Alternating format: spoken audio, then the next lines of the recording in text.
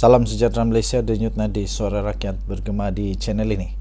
Tuan-tuan dan puan-puan yang dihormati sekalian, pilihan raya kecil Sungai Bakap akhirnya meletakkan kakinya pada hari ini, 6 hari bulan Julai 2027. Baik, tuan-tuan dan puan-puan, saya mendapat maklumat daripada teman-teman, rakan-rakan, para content creator dan ramai lagi lah, termasuklah rakan-rakan yang ada di Sungai Bakap, menyatakan bahawa keputusan terkini melihat kepada rumusan mereka lah, pada pendapat mereka, dengan rumusan mereka melihat kepada feedback, melihat kepada senyuman, melihat kepada bendera, melihat kepada laungan suara daripada penyokong-penyokong, nampaknya sekarang ini kemenangan bakal berpihak kepada PKR, Pakatan Harapan, ya, Pakatan Harapan PKR.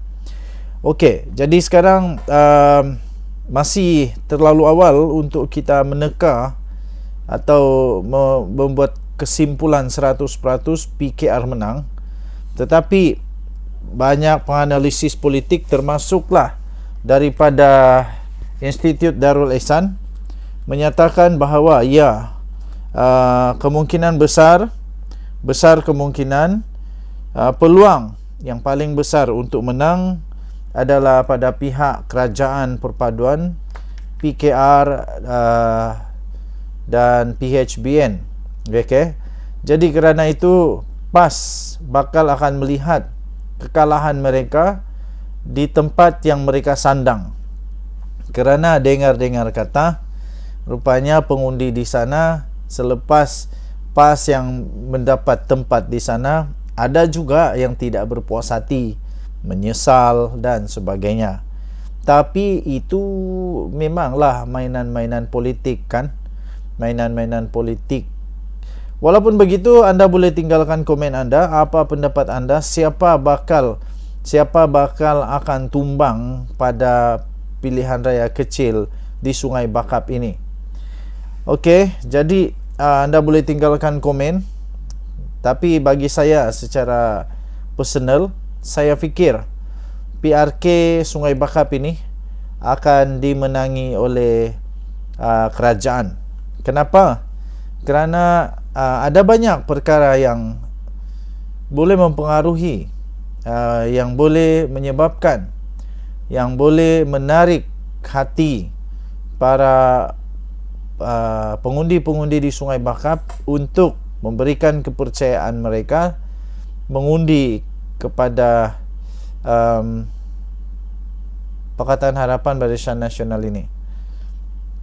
Dan kalau kita lihat di Kuala Kubu Baru dulu, di sanalah bermulanya keyakinan bahawa memang PHBN ini dia punya kerjasama boleh menang. Dan kalau gabungan di antara PHBN menjadi makna kata penyokong Pakatan Harapan akan sokong Pakatan Harapan, dan penyokong Barisan Nasional pun kalau tiada masalah, mereka pun tetap akan sokong PKR atau PH. Jadi besar kemungkinan PH menang. Okey, jadi apa pendapat anda? Sekali lagi tinggalkan komen. Denyut nadi suara rakyat bergema di channel ini. Bye bye. Salam sejahtera Malaysia. Aduh, hadiah wang kata banyak masalah selesai guna hasil negara ketika PN perintah. Dekwa hadiah wang. Pertama sekali saya minta 1, 2, 3 benda saja. 3 benda saja. Cuba hadiah wang beritahu 3 benda yang mana masalah negara diselesaikan ketika PN memerintah. Tapi saya boleh berikan anda sekurang-kurangnya 3 juga. Nah, 3 juga masalah yang berlaku ketika PN memerintah. PAS ada di dalam tu tahu. PAS ada di dalam kerajaan. Minta hadiah wang untuk berikan apa masalah yang diselesaikan oleh hadiah wang dan Perikatan Nasional. Nah, yang saya ingat, saya bagi sikit je lah. Walaupun mungkin berpuluh-puluh masalah yang timbul ketika PN memerintah. Yang pertama sajalah, ketika Perikatan Nasional memerintah, waktu itulah pertama kalinya Malaysia ada empat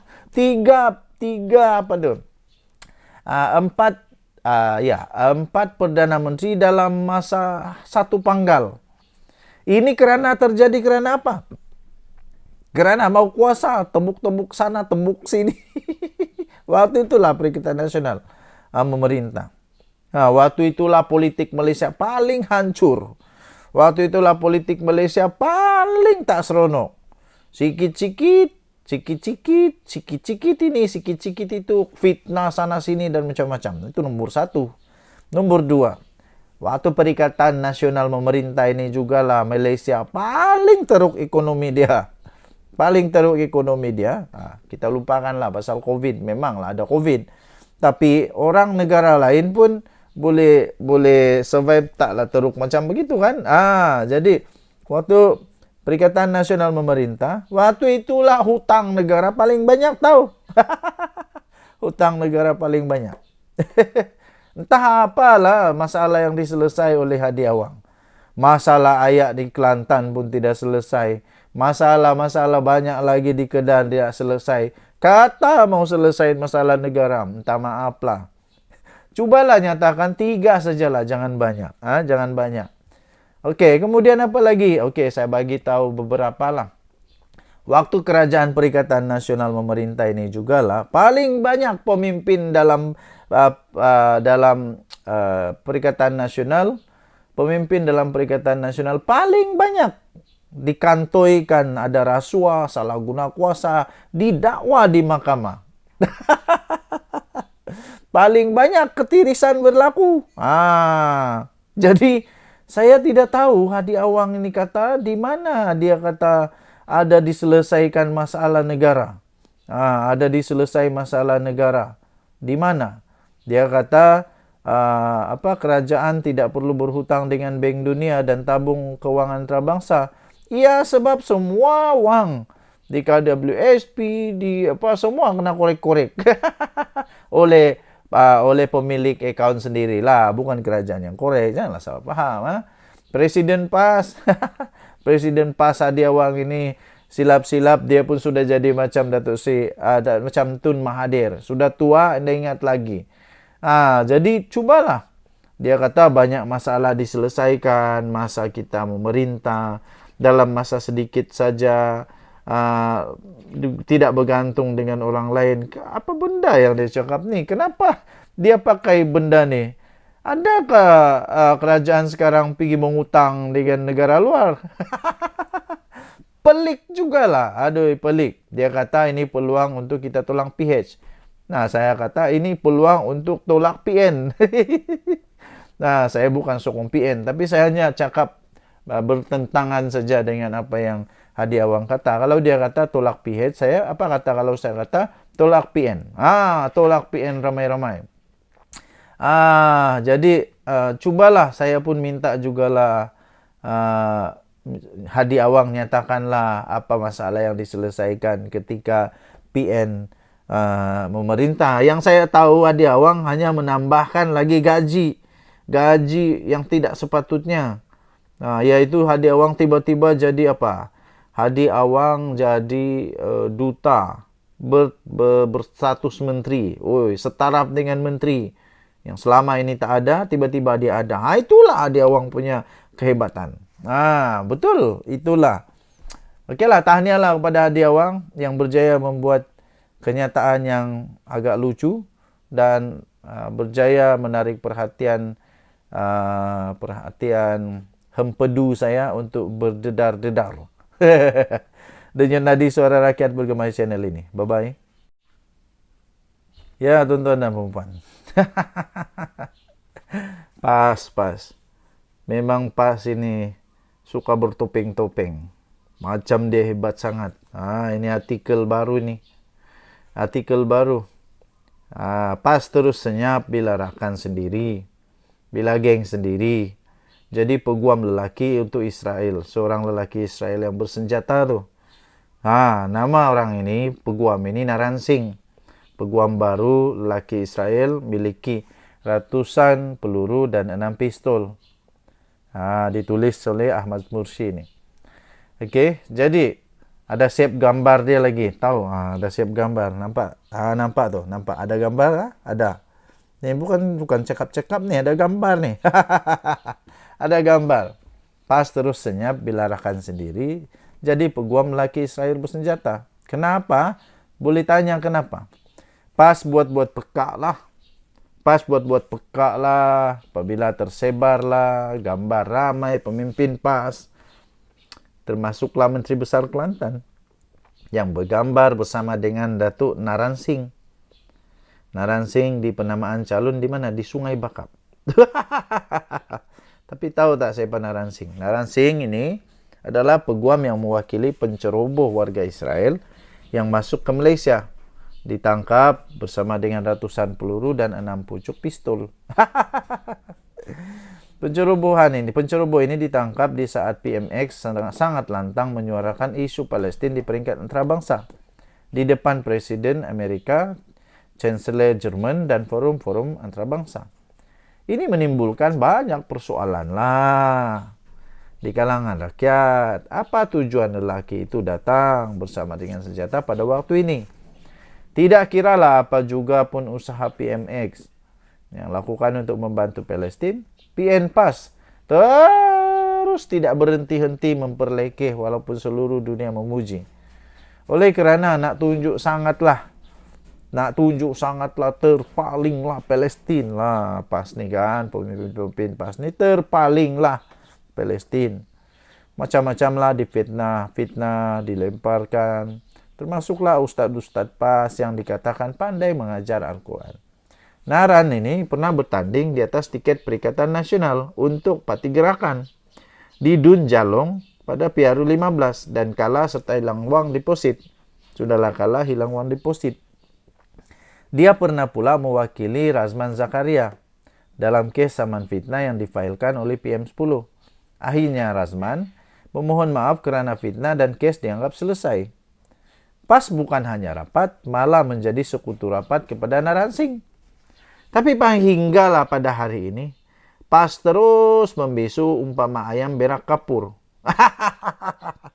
Aduh, sudahlah ayam berak kapur, kesian juga.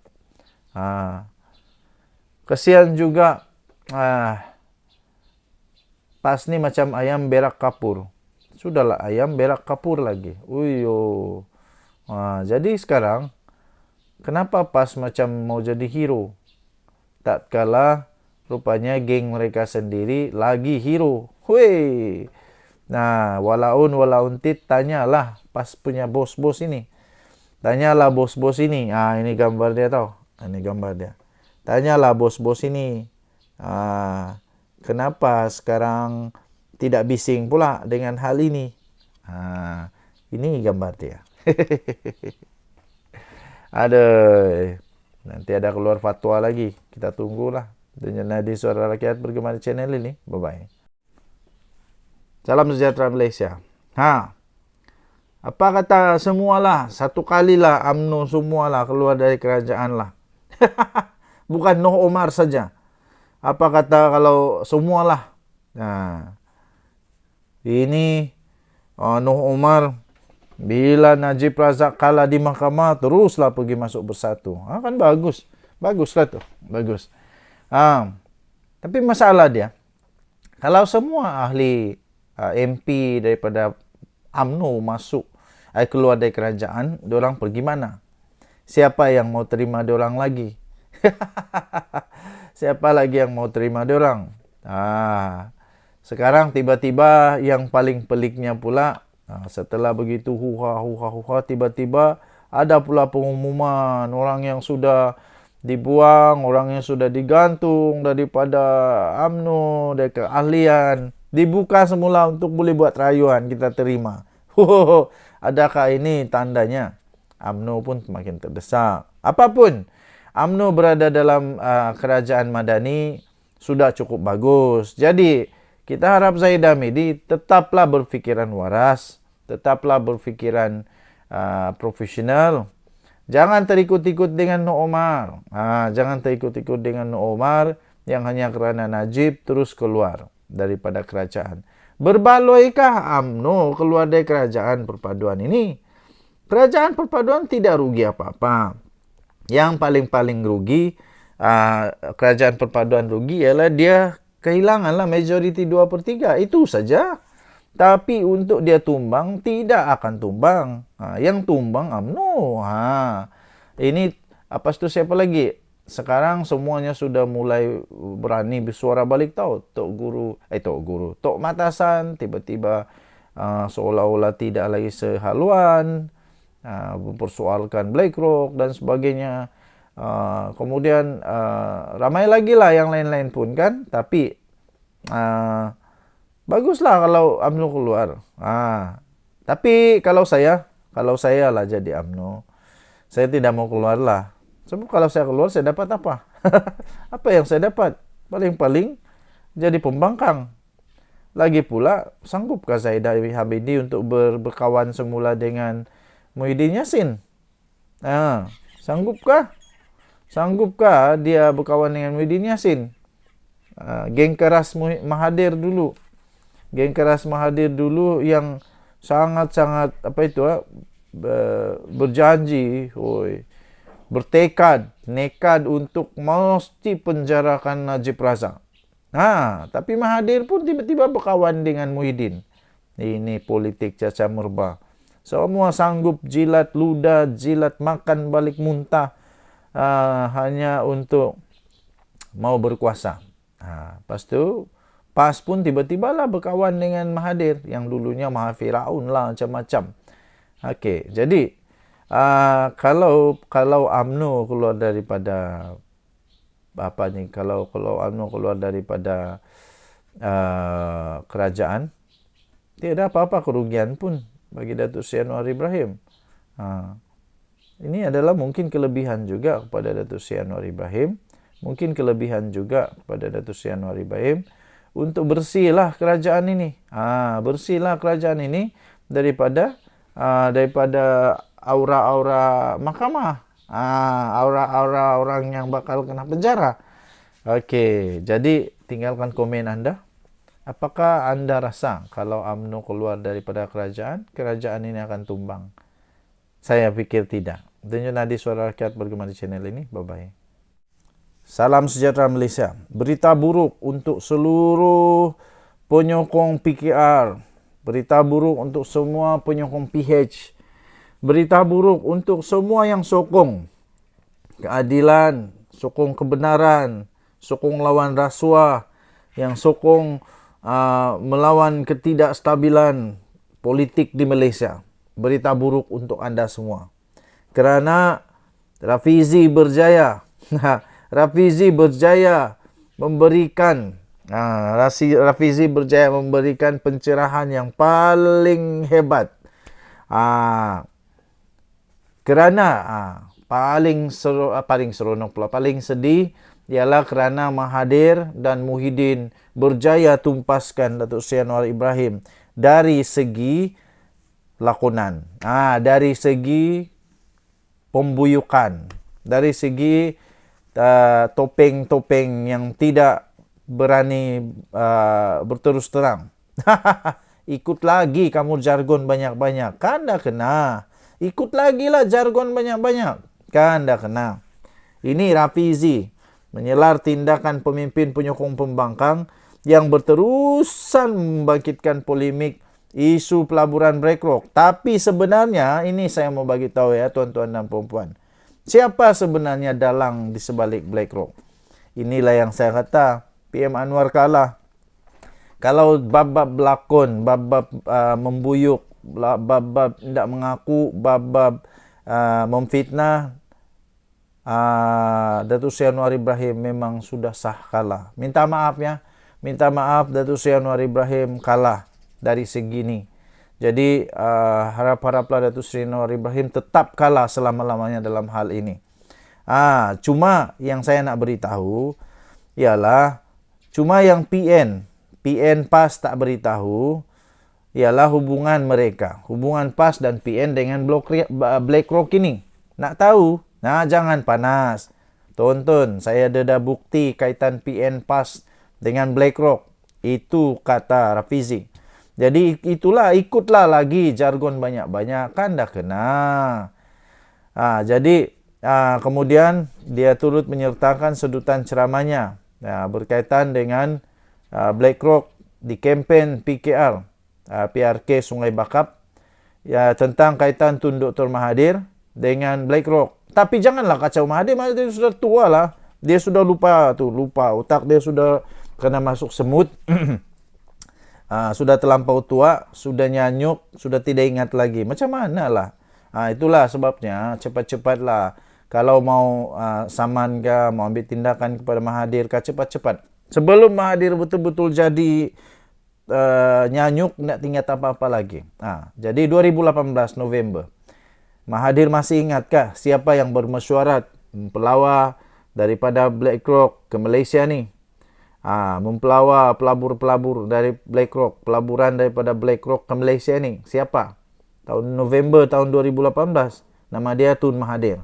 Mahathir Mohamad lah yang membawa mereka. Tak percaya, pergi ke Facebook Mahathir. Keluar gambar dia di London. Tahun November tahun 2018. Yang mana beliau pergi membentangkan potensi pelaburan Malaysia di Malaysia kepada pengurus-pengurus aset dan dana dunia. Salah satunya BlackRock.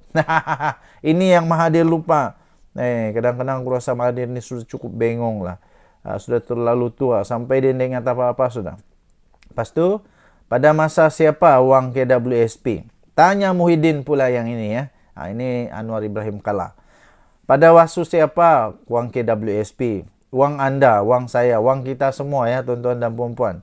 Wang KWSP diberikan kepada BlackRock untuk diuruskan. Tanya Muhyiddin, zaman siapa? Muhyiddin pun mungkin sudah kena jangkit penyakit Tun Mahathir, lupa diri, lupa ingatan. Itu zaman Muhyiddin tahu.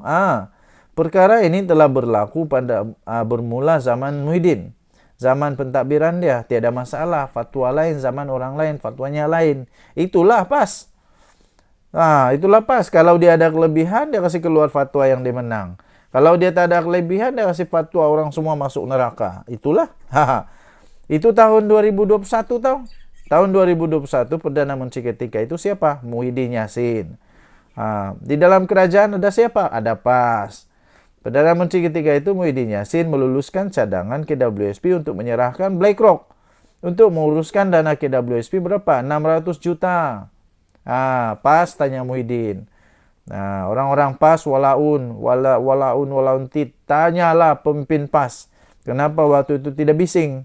Sehubungan itu Rafizi mengingatkan peranan Mahathir sebagai penasihat ekonomi kepada 4 negeri dikuasai PN, yaitu Kedah, Kelantan, Terengganu dan Perlis. Beliau mempersoal di mana peranan Menteri Besar 4 negeri berkenaan, terutama Menteri Besar Datuk Seri Muhammad Sanusi Makno dalam menegur Mahathir. Mana Sanusi? Waktu Sanusi buat-buat dia macam hero, bukan main hebat lagi. Hebat, berani. Sampai Sultan pun kena maki. Takkanlah Mahathir kau tak boleh tegur. Itu Rafizi punya persoalan memang terpadu lah.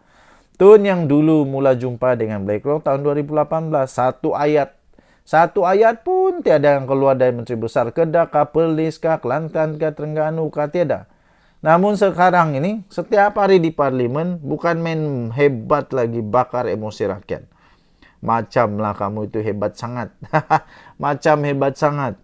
Terlebih Palestin. Tapi tak sedar dulunya entah mana diorang punya suara tentang Palestin. Sekarang dah terlebih Palestin. Pening. Pembangkang dilihat berdesak memainkan isu BlackRock ini untuk membangkitkan kebencian rakyat terhadap kerajaan Madani. Sehingga tergamak pula berhujah di parlimen hanya berdasarkan pada surat layang. Sekarang padan muka lah. Padan muka sekarang sudah pun disiasat oleh polis manusia ini. Ahli parlimen Macang. Ahli parlimen Macang dari PN, Wan Ahmad Faizal, Wan Ahmad Kamal. Dia berkata mendapat surat layang, kononnya mendedahkan dalang di sebalik keputusan penjualan bahagian saham MAHB kepada BlackRock. Dalang dia tu Tanyalah Muhyiddin, tanya Mahathir, tanya si Paling hebat tanya si siapa tuh nama tuh. Siapa sudah orang tua nih atau guru hadiah uang. Waktu itu kenapa dia diam-diam? Sekarang mana dia? Macam bukan main hebat lagi. Sanusi punya hebat tuh, tapi itu pun diam-diam juga. Janganlah malu-malu, pergilah tanya. Nah, walaun semua, walaun tit semua tahniah diucapkan. Perdana Menteri Datuk Seri Anwar Ibrahim memang confirm kalah kali ini. Kalah dari segi lakonan, penipuan, pembohongan, pemfitnahan. Jadi harap-harap Perdana Menteri akan terus kalah dalam bab ini. Denyut nadi suara rakyat bergema di channel ini. Jangan lupa tekan butang subscribe, like, dan share. Malaysia kita punya. Cintai Malaysiaku, kita jaga kita. Kita jumpa lagi. Selamat berhari Jumaat. Pergi sembahyang Jumaat. Nanti berdosa kalau tidak pergi sembahyang.